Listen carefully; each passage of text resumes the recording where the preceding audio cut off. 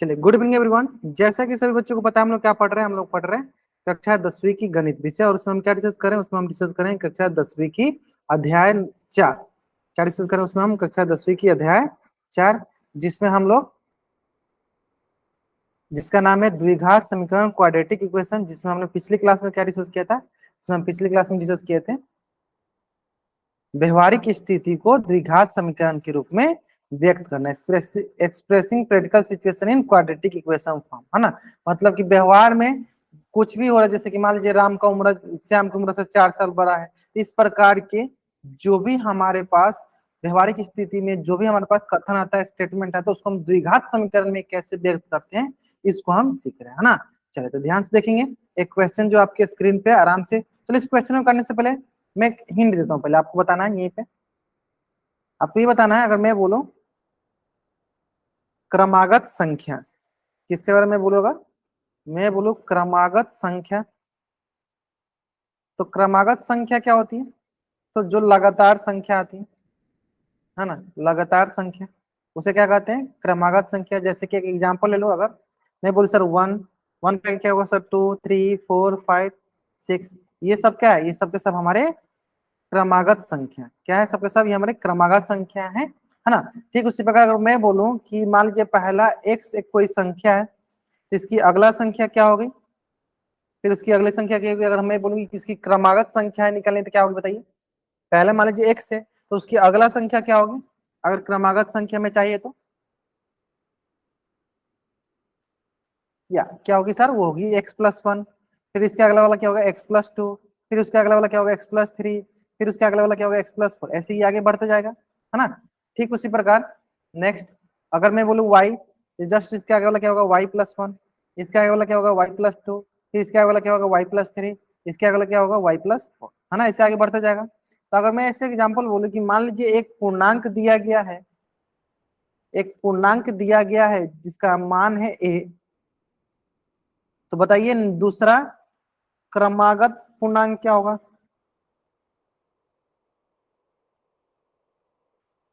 दूसरा क्रमागत पूर्णांक क्या होगा? जल्दी जल्दी जल्दी बताएंगे चैट उसमें। दूसरा क्रमागत पूर्णांक क्या होगा? या ग्रेट, सिंपल सर a+1। और मैं इसी तरह पूछूं तीसरा क्या होगा? इसी तरह पूछूं तीसरा क्या होगा, तो आप क्या बोलोगे? a+2। फिर बोलोगे चौथा a+3, ऐसे करके आगे बढ़ेगा, है ना। अगर आपको ये समझ में आ गया तो आप अगला क्वेश्चन एकदम आसानी से बना लोगे। क्या क्वेश्चन बोला है? दो क्रमागत धनात्मक पूर्णांक, जिसमें देखो पहला पूर्णांक दे दिया गया, तो दूसरा क्या होगा? a+1, है ना। चलो आराम से बनाओ, इतना हिंट काफी था आपको इस क्वेश्चन को सही करने के लिए। चलिए आराम से बनाएंगे, कोई जल्दीबाजी नहीं, आराम से बनाएंगे इस क्वेश्चन को। क्वेश्चन बहुत आसान सा क्वेश्चन है ना। चलो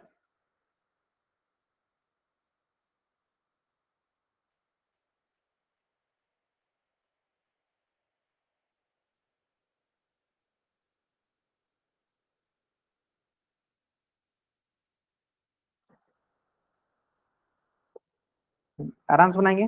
दो क्रमागत धनात्मक पूर्णांक जिनके वर्गों का योग 365 है। आराम से बनाइए। चलो मैं क्या करता हूँ, थोड़ा सा टाइमर लगा दूं ताकि आप कोशिश करो कि टाइम के अंदर इस क्वेश्चन का आंसर कर सको, है ना। चलो, टेक योर टाइम, आराम से अपना टाइम लीजिए, लेकिन आंसर आपका सही होना चाहिए। आराम से अपना टाइम लीजिए, लेकिन आपका आंसर सही होना चाहिए।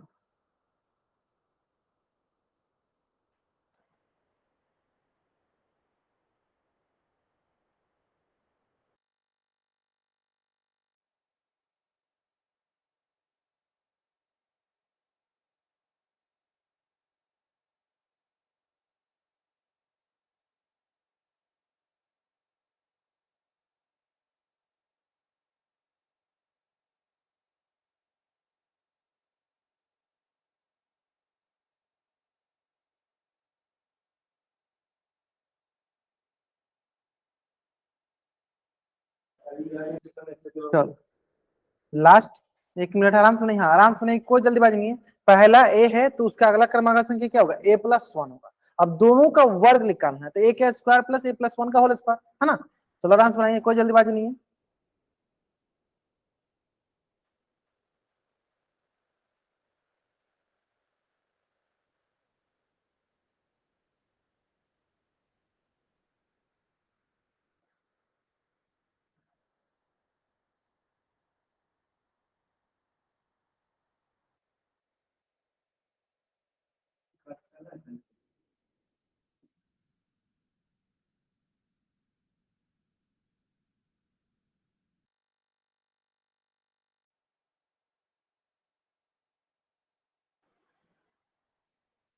चलो लास्ट 20 सेकेंड, लास्ट 20 सेकेंड, आराम से बनाइए, आराम से बनाइए, कोई जल्दीबाजी नहीं है।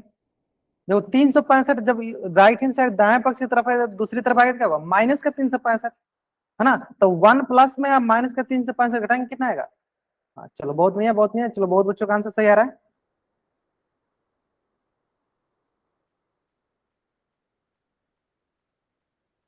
चलो डिस्कस किया जाए।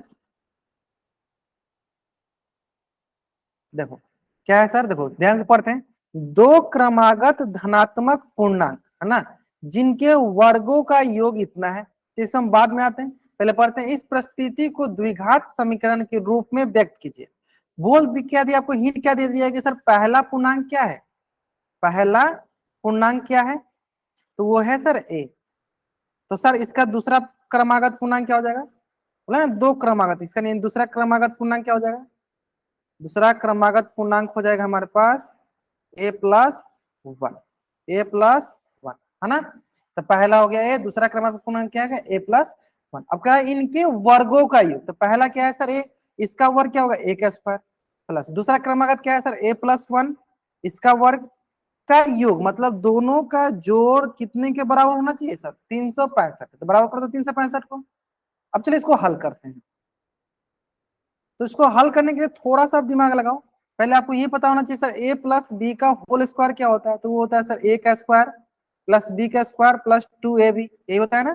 वो तो यहाँ पे क्या दिख रहा है सर, हमें यहाँ पे दिख रहा है सर a+1 का होल स्क्वायर, यानी जहां जहां ए है वहां तो ए रहेगा, लेकिन जहां जहां बी है वहां क्या रख देंगे, 1 रख देंगे। तो रखो ए की जगह ए का स्क्वायर, बी की जगह 1 का स्क्वायर, फिर 2 × a × 1, तो यहाँ से हो जाएगा सर ए का स्क्वायर +1 + 2a, यानी यहां से हो जाएगा हमारे पास ए का स्क्वायर प्लस a+1 का होल स्क्वायर क्या होगा, ये हो जाएगा सर ए का स्क्वायर +1 + 2a बराबर कितना, 365।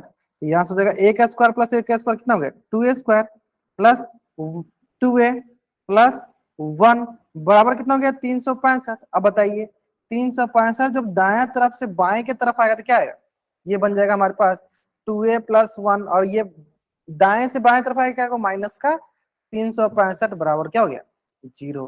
तो यहाँ पे आ गया हमारे पास, देखिए 2a² प्लस 2a, और यहाँ से हो गया माइनस का 364 बराबर 0। देखो एक ही ऑप्शन दिया गया जिसमें क्या दिया गया, माइनस का 364, so option B is the right answer. Then take screenshot and type double bye. हाँ जल्दी जल्दी कीजिए, एक ही ऑप्शन है जिसमें क्या दिया गया, माइनस का 364 हमें दिया गया था, है ना। चलिए जल्दी जल्दी आप इस पेज का स्क्रीनशॉट लो, और देंगे और भी बहुत सारे क्वेश्चन कराएंगे, एक एक करके क्वेश्चन कराएंगे, है ना। बहुत सारे क्वेश्चन की प्रैक्टिस करेंगे हम लोग, समझ में आ गया ना, बहुत बढ़िया। चलो बढ़ा जाए नेक्स्ट। देखो तो ठीक इसी प्रकार, हाँ ठीक इसी प्रकार चलो एक क्वेश्चन अगला देखो, ध्यान से देखो, बहुत ही अच्छा क्वेश्चन है। इस क्वेश्चन को थोड़ा पहले आप ध्यान से पढ़ो, मैं थोड़ा तो आपको हिंट देते चलता हूँ, बस आप ध्यान देने यहाँ पे कि हम क्या जानते हैं, हम जानते हैं सर दूरी बराबर क्या होता है, या चाल बराबर क्या होता है। हम जानते हैं सर चाल बराबर होता है दूरी बटा समय, ये हमें पता है। चाल बराबर क्या होता है सर, दूरी बटा समय होता है ना। बस आप इसी का यूज करो और इसको बनाओ। एक एक करके क्वेश्चन पढ़ते चलो। क्या क्वेश्चन बोला है, एक रेलगाड़ी 480 किलोमीटर की दूरी समान चाल से तय करती है, मतलब चाल सेम है। तो क्या सबसे पहले मान लो कि चाल क्या है, माना कि चाल क्या है, x किलोमीटर प्रति घंटा, है ना। यदि इसकी चाल 8 किलोमीटर पर आवर कम होती तो उसी दूरी को तय करने के लिए इतने घंटे अधिक लगते।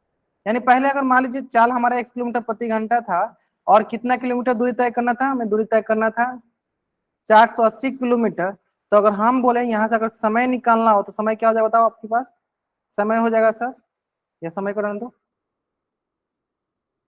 अगर मैं बोलूं कि आपको यहाँ पे चाल निकालना तो क्या बोलोगे सर, चाल होगा आपके पास x, मतलब दूरी बटा समय, है ना। और दूरी कितना है सर, दूरी है सर 480 किलोमीटर, और समय, चलो समय क्या मान लो कि मान लो समय t समय लग रहा है, कितना समय लग रहा है सर, t घंटा, मतलब कुछ भी t का मान कुछ भी हो सकता है, t घंटा समय लग रहा है, तो 480 बटा t, है ना, 480 बटा t।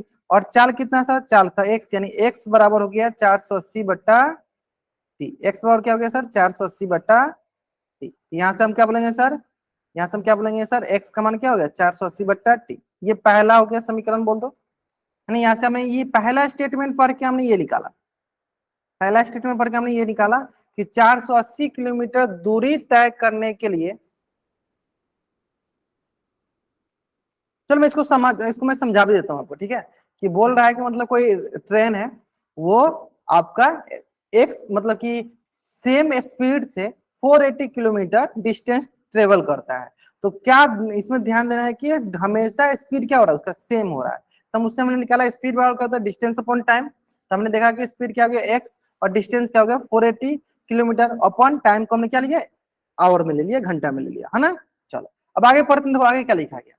आगे लिखा गया कि यदि इसकी चाल मतलब यदि इसकी स्पीड 8 किलोमीटर प्रति घंटा कम होती, मतलब अब इसकी चाल क्या हो गई सर, चाल कम हो गई। यानी पहले हमने चाल कितना माना था एक्स, तो अब कितना हो गया सर एक्स माइनस 8। क्यों माइनस हुआ, क्योंकि यहाँ पे बोला क्या गया कि सर 8 किलोमीटर प्रति घंटा क्या होगी सर, कम होती है ना। तो क्या बोला है सर, समय इसको इतना अधिक लग जाता है, मतलब समय, पहले समय कितना लग रहा था सर, पहले समय लग रहा था टी, अब कितना समय लग रहा है सर, 3 घंटा अधिक लग रहा था, T+3 हो गया, है ना, T+3 आवर हो गया, है ना। चलो अब देखो ध्यान दो आगे, तो क्या होता है सर, सेम हम वही फॉर्मूला, चाल बराबर दूरी बटा समय। सर दूरी तो सेम ही है ना। और चाल क्या हो गया सर, इस बार चाल हो गया x-8।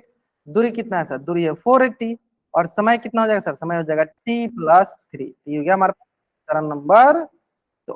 क्या हो गया सर, ये हमारे पास समीकरण नंबर 2। यहां तक उम्मीद करते हैं कोई डाउट नहीं होगा, है ना। ये दोनों समझ में आए।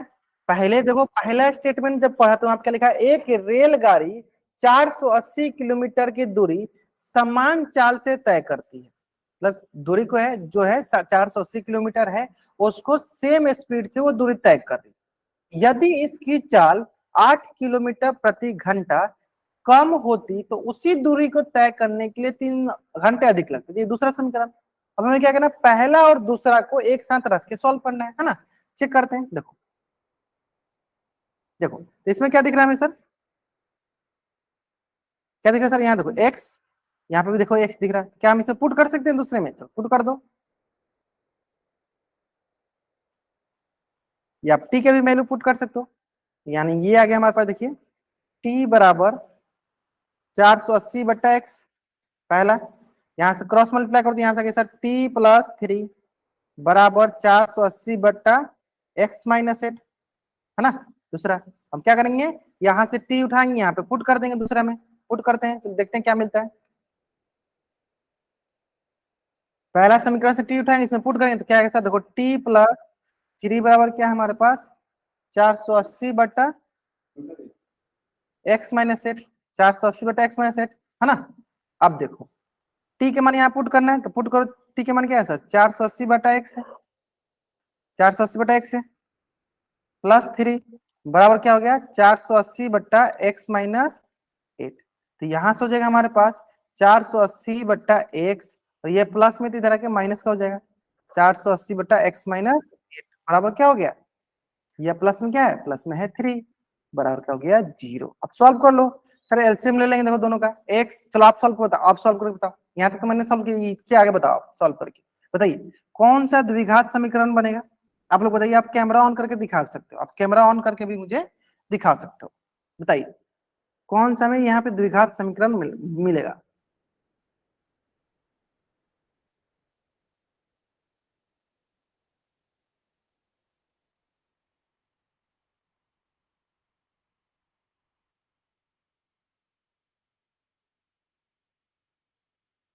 चैट में बता दीजिए, आप कैमरा ऑन करके बता दो कौन सा हमें द्विघात समीकरण मिलने वाला है।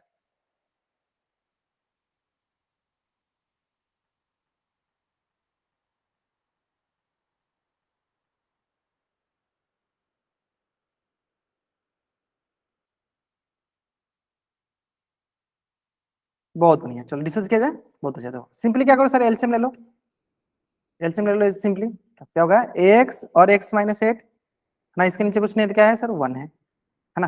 देखो x इंटू x-8 हो जाएगा सर, जब x से x करेंगे तो क्या बच जाएगा सर, x-8 बचा, यानी गुना कर लो, 480 में किससे गुना करेंगे, x-8 से, माइनस का माइनस रख देते हैं, x-8 है, यहाँ पे क्या बचा x, x से किससे गुना करो 480 से,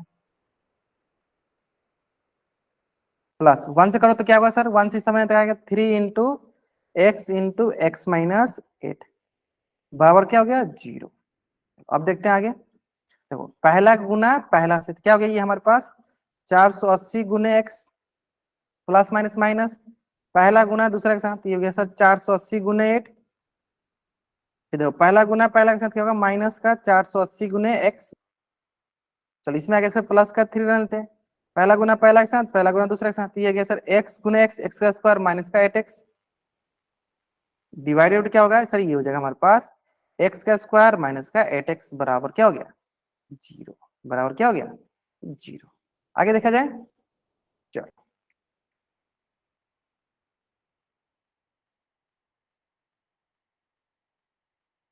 चलो चलेगा, हाँ चलो मैं इसलिए मैंने आपको टाइम दिया, चलो ठीक है बनाओ आराम से, बनाओ आप भी बनाओ, मैं साथ के साथ बनाते चलता हूँ, ठीक है। चलो देखो अब देखो क्रॉस मल्टीप्लाई करेंगे तो ये क्या होगा सर, ये क्रॉस करेंगे तो 0 हो जाएगा। यहाँ पे क्या बचा सर, यहाँ बचा सर 480 एक्स माइनस से गुना करो सर 480 गुने 8, है ना, तो 8 0 0, 8 से 64, यहाँ हो गया 6, 8 चौका 32 और 6 38, ठीक है सर 38 40 माइनस 480 एक्स, यहाँ से हो गया सर प्लस का 3x स्क्वायर, ये हो गया माइनस का 24x ना बट्टा, ये तो 0 हो जाएगा, बराबर हो गया 0, क्योंकि ये क्रॉस मल्टीप्लाई करेंगे इधर जाएगा तो क्या होगा, गुना होगा तो क्या होगा 0 हो जाएगा, ठीक है। यानी ओवरऑल अगर आप देखो ध्यान से, तो यहाँ पे देखो 3x स्क्वायर 480 से ये कट गया, क्या बचा हमारे पास सिंपली माइनस का 24x और माइनस का क्या हो गया 38 40 बराबर 0। अब आप यहाँ से 3 कॉमन भी ले सकते हो, तो यहाँ से हो जाएगा सर x स्क्वायर माइनस का 3 × 8 = 24 और ये हो गया सर 3 एकम 3 3 दूनी 6 3 × 8 = 24 1280 बराबर 0। यानी x का स्क्वायर माइनस का 8x माइनस का 1280 बराबर 0। क्लियर है। चलते जल्दी जल्दी आप इस पेज का स्क्रीनशॉट लीजिए और चैट बॉक्स में आप डबल वाई टाइप कर दीजिए, जल्दी करेंगे क्या, जल्दी जल्दी आप इस पेज का स्क्रीनशॉट लीजिए और चैट बॉक्स में आप डबल वाई टाइप कर दीजिए।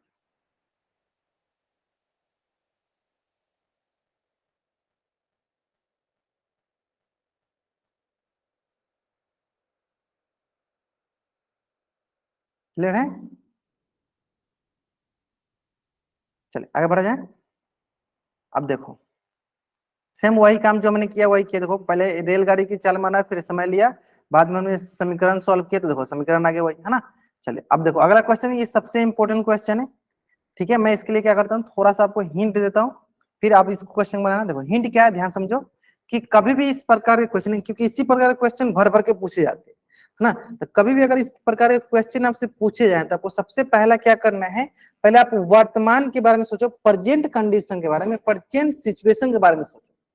प्रेजेंट सिचुएशन यानी वर्तमान स्थिति के बारे में समझो, मतलब सोचने का ये है जिसे अपने आप के एज्यूम कर लो, जिसे एज्यूम करो। एग्जांपल के लिए मैं समझाना चाहूंगा कि अगर मान लो ये हम है ना, ऐसे मान लो ये हम है मान लो, है ना, आज हमारी उम्र मान लेते हैं 30 साल है ना, आज हमारी उम्र 30 साल है, तो बताओ आज से 5 वर्ष बाद हमारी उम्र कितनी होगी, चार चार उसमें बताओ।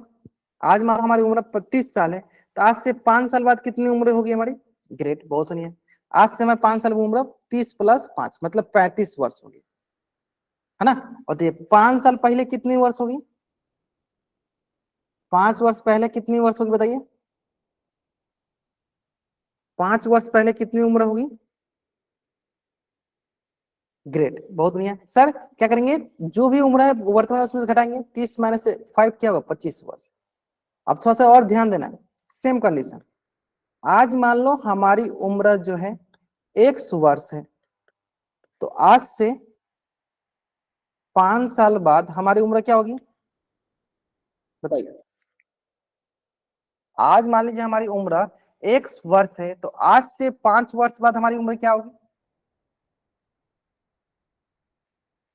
या ग्रेट क्या होगी, x + 5 वर्ष। और 5 वर्ष पहले क्या होगी,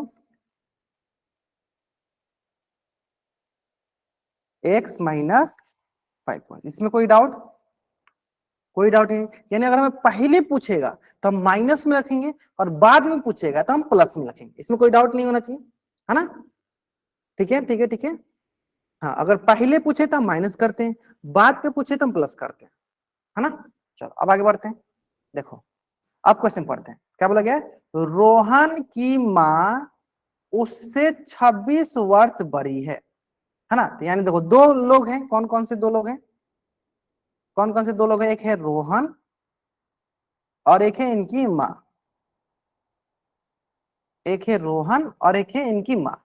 तो देखो क्या बोला गया कि रोहन की माँ उससे कितनी वर्ष बड़ी, 26 वर्ष बड़ी। यानी अगर मैं बोलूं कि रोहन का अभी का उम्र, मतलब वर्तमान उम्र, प्रेजेंट केस में वर्तमान उम्र, वर्तमान उम्र, अगर मैं बोलूं वर्तमान उम्र अगर रोहन का एक्स वर्ष है, उम्र एक्स वर्ष है ना, मतलब उसकी आयु, अभी आयु लिख दो, उम्र की जगह आयु लिखो, वर्तमान आयु अगर मैं बोलूं एक्स वर्ष है, तो बताइए उसकी माँ की उम्र क्या होगी, बताओ। रोहन की माँ उससे 26 वर्ष बड़ी है। तो अगर मान लो रोहन का अभी एक्स वर्ष है, तो उसकी माँ की उम्र क्या होगी, ग्रेट, उसकी माँ की उम्र इससे कितनी बड़ी है, इससे बड़ी है सर 26 साल, 26 वर्ष बड़ी है। यानी कितनी उम्र होगी उसकी, अभी उसकी अभी उम्र होगी एक्स प्लस 26 वर्ष, है ना। चलो, यानी पहला स्टेटमेंट हमने पढ़ा, तो देखो हमने ये निकाला, पहला स्टेटमेंट पढ़ के हमने ये निकाला, है ना। अब आगे पढ़ो, उनकी आयु का गुणनफल 3 वर्ष बाद, तो पहले 3 वर्ष बाद निकाल लेते हैं, है ना। तो 3 वर्ष बाद देखो, तो बताओ 3 वर्ष बाद रोहन का उम्र क्या होगा, बताओ जल्दी जल्दी। 3 वर्ष बाद रोहन का उम्र क्या होगा, अभी मान लो एक से, तो 3 वर्ष बाद क्या होगा, बहुत बढ़िया सर, 3 वर्ष बाद रोहन का उम्र जो होगा वो क्या रहेगा, x+3 वर्ष। बताइए उसकी उनकी मम्मी का उम्र क्या हो गया होगा, रोहन की मम्मी का उम्र 3 साल बाद क्या हो गया होगा, जल्दी बताएंगे। हाँ, अभी जैसे x+26 साल है, तो 3 वर्ष बाद उनका उम्र क्या हो जाएगा, बताइए जल्दी बताएंगे, जल्दी बताएंगे।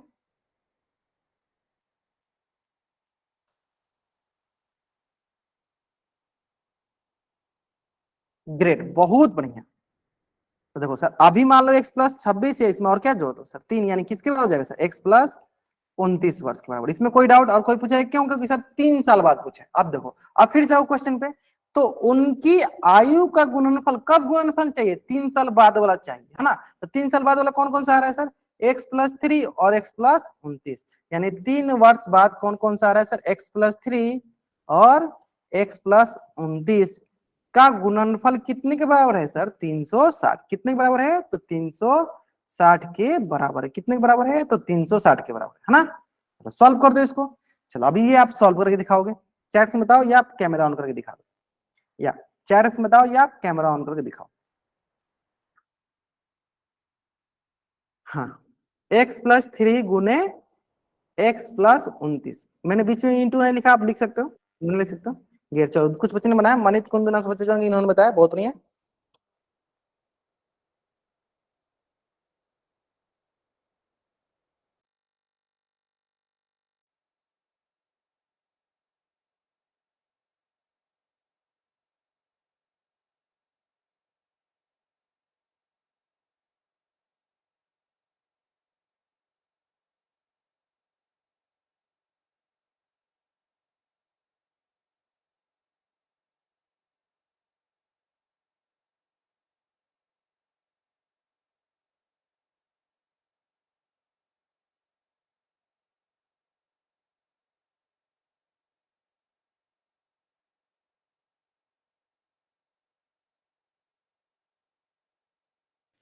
चलिए बहुत बढ़िया, बहुत बढ़िया।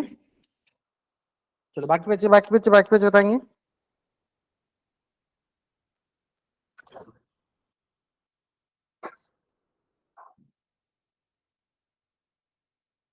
चलो ठीक है, ठीक है, ठीक है, चलो बहुत बढ़िया, बहुत बढ़िया, चलो डिस्कस किया जाए।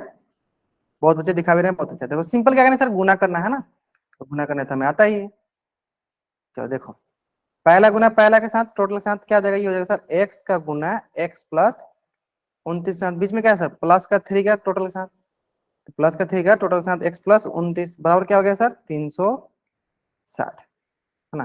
फिर क्या करें सर, देखो पहला का पहला से, पहला का दूसरा से, है ना। तो ये देखो हमारे पास x गुने x प्लस x गुने 29, फिर देखो प्लस का 3 है ना, पहला का पहला से, फिर पहला का दूसरा से, तो 3 × 29 बराबर क्या आ गया, 360। तो यहाँ से आ जाएगा हमारे पास, देखो x गुने x क्या होगा, x का स्क्वायर प्लस का 29x प्लस का 3x प्लस का 9 3 27, 2 3 दूनी 6 और 2 8 बराबर 360। आगे देखते हैं, तो यहाँ से आगे देखो एक्स स्क्वायर, ये हो गया 32x, ये हो जाएगा हमारे पास 87 माइनस का 360 बराबर क्या हो गया, 0। घटा दो, 360 में से सर 87 गया, क्या गया, 10 में से 7 गया 3, 15 में 60 गया 7, यहाँ गया 2, तो ये हो गया माइनस का 273, माइनस का 273 बराबर 0। क्लियर है? चलो जल्दी ले आप इस पेज का स्क्रीनशॉट ले लो और चैट बॉक्स में आप डबल वाई टाइप कर दो। क्या, अच्छा 263, कोई बात नहीं, इतने तो मिस्टेक नहीं करते हैं, चलता है। क्या, जल्दी ले आप इस पेज का स्क्रीनशॉट ले लो और चैट बॉक्स में आप डबल वाई टाइप कर दो।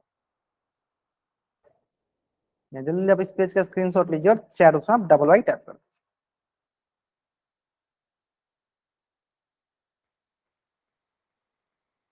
बढ़ जाएगा। चलो देखो, ये इस तरह क्वेश्चन का मैसेज समझ में आ गया होगा। चलो अब आते हैं नेक्स्ट। ये भी तो बहुत आसान सा क्वेश्चन, क्या बोला गया है, एक आयताकार भूखंड का क्षेत्रफल, है ना। चलो आयताकार यानी एक आयत बना लो, एक आयत बना लिया हमने। हम जानते हैं कि आयत के आमने सामने वाली भुजा क्या होती है, बराबर होती है। आमने सामने वाली भुजा क्या होती है सर, बराबर होती है ना। चलो तो जैसे मान लो कि ये होगी लंबाई, ये होगी चौड़ाई, है ना। तो क्या बोला गया, इसका क्षेत्रफल, यानी आयत का क्षेत्रफल हमें दिया गया है। आयत का क्षेत्रफल दिया गया है, कितना दिया गया है सर, 528। और आयत का क्षेत्रफल क्या होता है, वो होता है सर एल गुने बी, जो कि किसके बराबर होता है सर, 528। ये दिया गया पहला स्टेटमेंट पढ़ के। अब आगे देखो क्या बोला गया, क्षेत्रफल मतलब जो क्षेत्र है, ये जो क्षेत्र दिया गया हमारे पास, इस क्षेत्र की जो लंबी मतलब कि लंबाई जो है, इसकी चौड़ाई के दुगुने से एक अधिक है। मतलब लंबाई क्या था सर, लंबाई था एल। अब क्या बोला है सर, लंबाई जो है इसकी चौड़ाई के दुगुने, तो चौड़ाई क्या है सर भी, इसका 2 गुना, मतलब 2 गुने भी, इसके चौड़ाई के दुगुने से कितनी अधिक है सर, एक अधिक, यानी इसकी लंबाई किसके बराबर है सर, 2 गुने बी जोड़ 1, 2 गुने बी जोड़ 1। इसकी जो लंबाई है, इसके चौड़ाई के 2 गुने से एक अधिक है, यानी 2b+1, 2b+1, इसके चौड़ाई के 2 गुने से एक अधिक है। क्लियर है ना।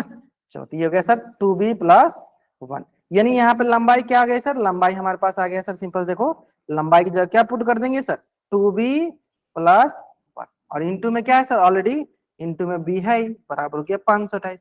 अब जो इसको हल करेंगे, इसी से जो हमारे पास समीकरण आ रहा है, द्विघात समीकरण, वही हमें बताना। चलिए बताइए, चैट से बताइए, आप कैमरा ऑन करके दिखा दीजिए, आप चैट से बता दीजिए, आप कैमरा ऑन करके दिखा दीजिए, जल्दी करेंगे।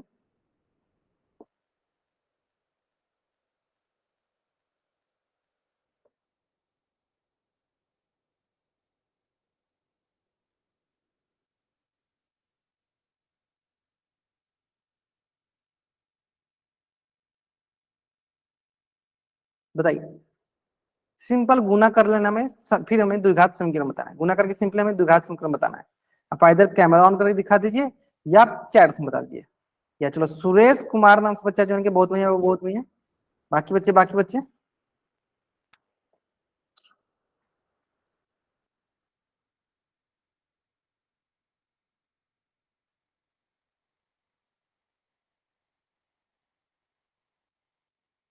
चलो ग्रेट सर, सिंपल सा गुना करके देख लो सर, पहला का गुना पहला के साथ, तो क्या होगा सर, 2b × b। सर पहला का गुना दूसरा के साथ, तो 1 × b, क्या आ जाएगा, ये आ जाएगा 528। तो यहाँ से हो जाएगा हमारे पास 2b × b, तो हो गया सर 2b का स्क्वायर प्लस b × 1 b, बराबर हो गया 528, है ना। अब देखो प्लस में है तो इधर के सर क्या हो जाएगा, माइनस में। चलो चेक करते हैं, यहाँ से देखो 2b का स्क्वायर प्लस का b, प्लस का है तो इधर आके सर माइनस का 528 बराबर क्या हो गया, 0। माइनस का 528 बराबर क्या हो गया, 0, है ना। तो जल्दी जल्दी आप इस पेज का स्क्रीनशॉट ले लो और चैट में आप डबल वाइट टैप कर दो, जल्दी करेंगे। या जल्दी जल्दी आप इस पेज का स्क्रीनशॉट ले लो और चैट में आप डबल वाइट टैप कर दो।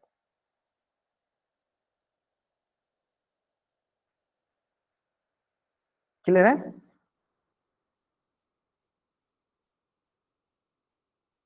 बढ़ जाए आगे, चलो आगे बढ़ते हैं। देखो, इसी से रिलेटेड एक क्वेश्चन जो है आपके स्क्रीन पे है, उम्मीद करते हैं सारे के सारे बच्चे इस क्वेश्चन का आंसर एकदम सही सही करेंगे, है ना? चलो कोई जल्दीबाजी नहीं, आराम से बनाइए।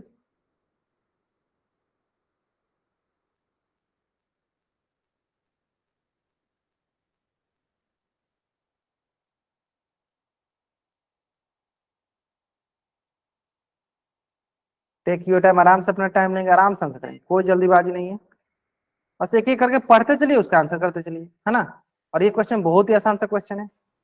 बस जल्दीबाजी नहीं करना, जल्दीबाजी कीजिएगा तभी गलती होगा, नहीं जल्दीबाजी कीजिएगा नहीं गलती होगा, ठीक है?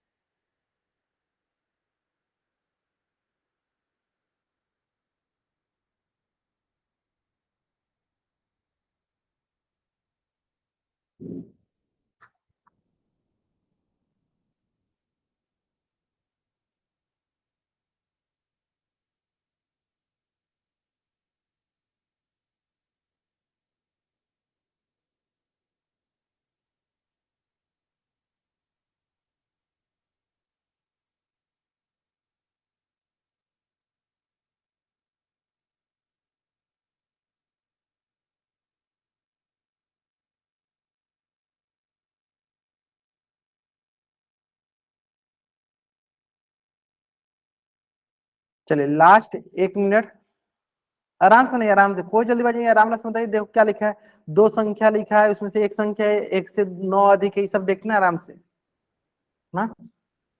शांतिपूर्वक बनाओगे हमेशा सही होगा।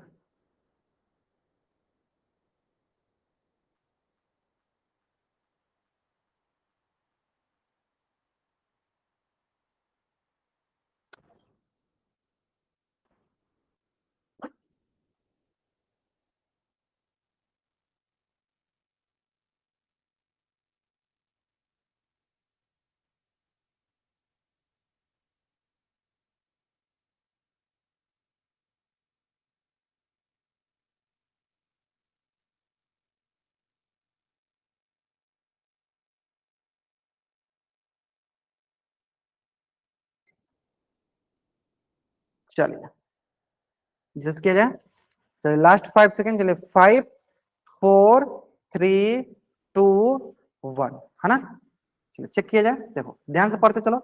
क्या बोलेगा, एक एक करके पढ़ो। देखो, दो संख्याओं का गुणनफल, मतलब दो संख्या जिसे गुणनफल कितना है, 25 दिया गया। तो मान लो दो संख्या मतलब एक संख्या और इंटू दूसरा संख्या, इन दोनों का गुणनफल कितना दिया, इन दोनों का गुणनफल हमें दिया गया है 25। इन दोनों का गुणनफल कितना दिया है, 25। बोला गया एक संख्या दूसरी से 9 अधिक है ना? तो एक संख्या दूसरी से 9 अधिक है, मान लो कि दूसरी संख्या अगर मैं बोलूं, अगर मैं बोलूं सर दूसरी संख्या x है, तो पहली संख्या कितनी होगी बताइए? तो पहली संख्या क्या होगी, x+9।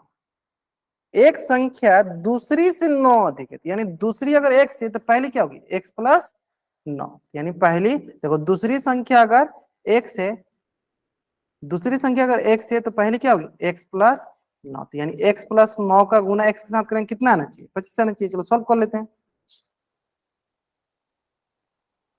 तो ये आ जाएगा हमारे पास सिंपली x+9 इंटू एक्स बराबर क्या हो गया, 25।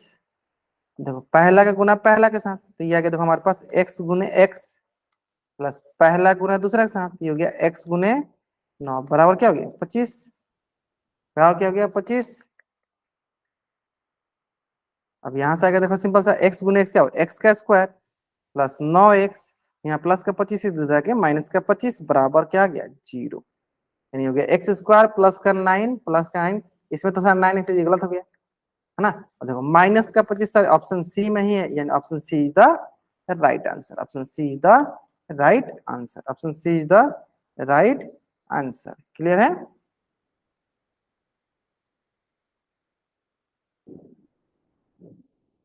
Option C is the right answer. Great. बढ़ा जाएगा। चलो, और अधिकतर बच्चों का भी आंसर एकदम सही आ रहा था। चलो अब आते हैं नेक्स्ट। नेक्स्ट तो मैं उम्मीद करता हूँ कि सारे के सारे बच्चों का सही होना चाहिए। बस इसमें ये ध्यान देना है कि इसमें सर पहले बोला गया है 4 वर्ष पहले, तो पहले वाला समझ में आ गया होगा कि जो भी होगा उसमें से माइनस करते हैं ना। पहले वाला समझ में आया ना, आज से 4 वर्ष पहले, मतलब आज जितना उम्र है उसमें से 4 माइनस करना होता है ना। चलो तो जल्दीबाजी में आंसर मत करना, पहले ध्यान से पढ़ लो क्या दिया गया, ठीक है।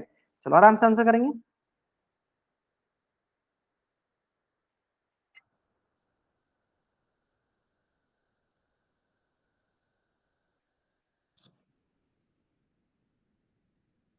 थोड़ा टाइम लो, थोड़ा सा टाइम लो, जल्दीबाजी में आंसर मत करो।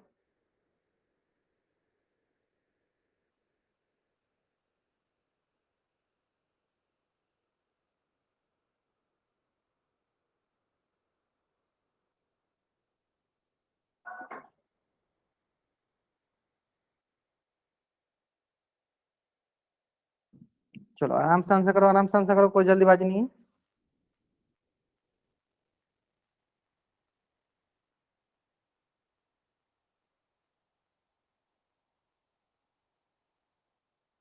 रीता अपनी बहन राधिका से 5 वर्ष बड़ी है। उनकी आयु का गुणनफल आज से 4 वर्ष पहले 60 था। इस परिस्थिति को द्विघात समीकरण के रूप में निरूपित कीजिए। आप थोड़ा सा अधिक टाइम लेना चाहते हो, अधिक टाइम ले लो, कोई इशू नहीं है, लेकिन सही आंसर करो, है ना। थोड़ा सा अधिक टाइम लेना ले लो, लेकिन सही आंसर करो।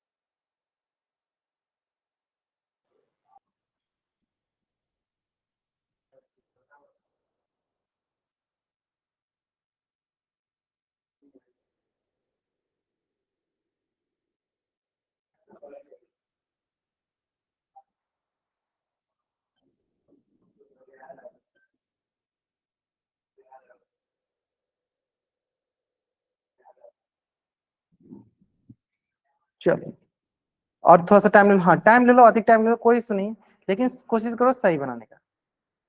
चलिए लास्ट 5 सेकंड और वेट कर लेते हैं। 5, 4, 3, 2, 1। चलो ये question same to same question था जो हमने पिछला क्वेश्चन किया था, तो देखते हैं क्या करके। राधिका अपनी बहन रीता अपनी बहन राधिका से 5 वर्ष बड़ी है। देखो ये हो गया रीता, ये हो गई राधिका। जो दिया गया उसको लिख लो बस, है ना। चलो अब मान लो वर्तमान में देखना है कि इनका उम्र क्या है, तो क्या बोला है, रीता अपनी बहन से 5 वर्ष बड़ी है। यानी इसकी राधिका का उम्र अगर मान लीजिए x वर्ष है, तो इसकी बहन की उम्र क्या होगा, x+5, क्योंकि 5 साल बड़ी है, क्योंकि 5 साल बड़ी है ना। अब देखो उनकी आयु का गुणनफल आज से 4 वर्ष पहले, तो पहले 4 वर्ष पहले निकाल लो। 4 वर्ष पहले पहले निकाल लेते हैं, 4 वर्ष पहले, है ना। तो देखो इसमें से 4 वर्ष घटा देते हैं, x+5 - 4, और ये होगा सर x-4 वर्ष। तो ये हो जाएगा सर x-5 क्या होगा, x+1 हो जाएगा। यानी हो गया सर x+1 वर्ष, और ये हो गया x-4 वर्ष। तो क्या बोला कि आज से 4 साल पहले इनकी आयु का गुणनफल कितना है, 60। तो 4 साल पहले का आयु क्या है, देखो ये हो गया सर x+1 गुने x-4 कितने बराबर है सर, 60 के बराबर। इसको सॉल्व कर लेना है सिंपली, समझ में है ना, कि मतलब 4 साल पहले इनकी आयु का गुणनफल कितने के बराबर था, मतलब उनका गुना कितने के बराबर है, 60 के बराबर। तो उनको हम मतलब 4 साल पहले निकालेंगे कितने उम्र है, फिर उसको गुना कर देंगे, 60 के बराबर कर देंगे, है ना। तो चेक चेक करते हैं कितना आ रहा है।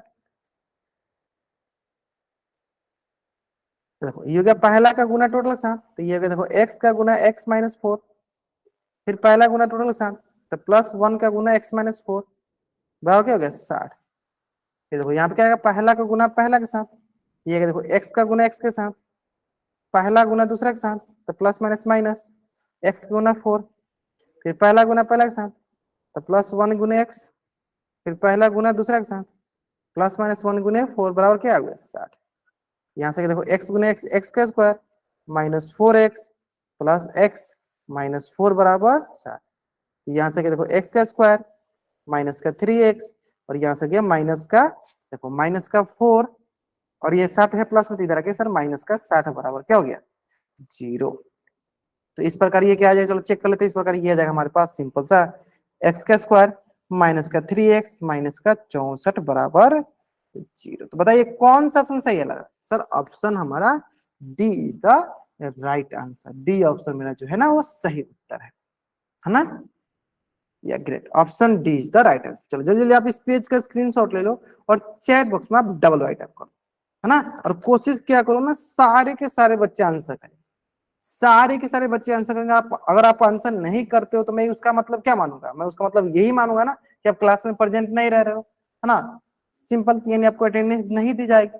अगर आप रेगुलर सारे क्वेश्चन का आंसर करोगे तभी तो मैं मानूंगा कि आप क्लास में प्रेजेंट हो, तभी तो अपना आंसर किया पोल सेक्शन में, है ना। इसलिए सारे के सारे बच्चों को जरूर जरूर जरूर आंसर करनी है पोल सेक्शन में, है ना। चलो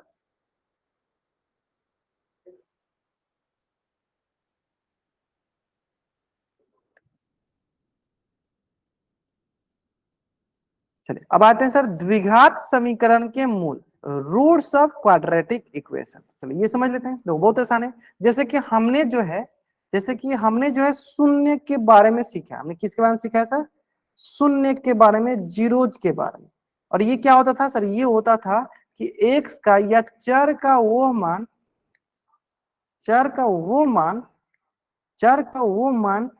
जिसे बीजीय व्यंजक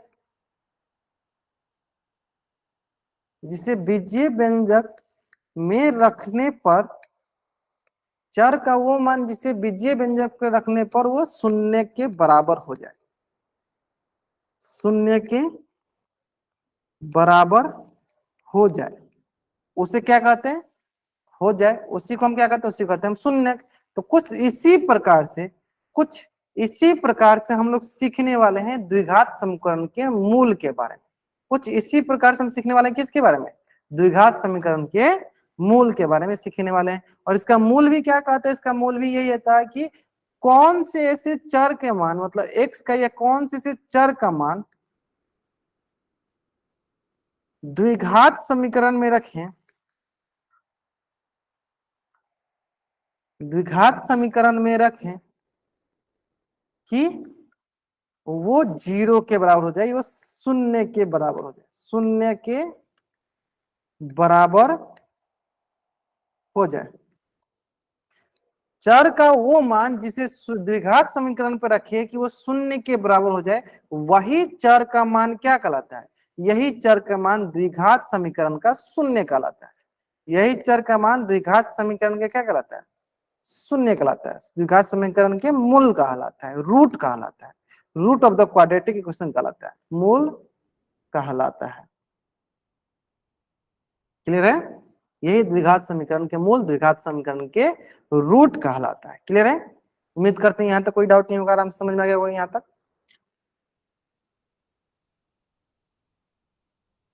है ना।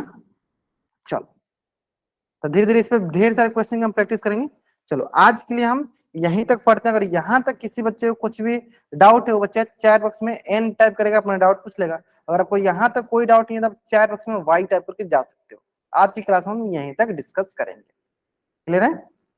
चलो अगर आपको यहाँ तक कुछ भी डाउट है आप चैट बॉक्स में वाई टाइप करो, अपना डाउट पूछ लो। अगर आपको डाउट नहीं तो आप चैट बॉक्स में एन टाइप करके वाई टाइप करके जा सकते हो। चलिए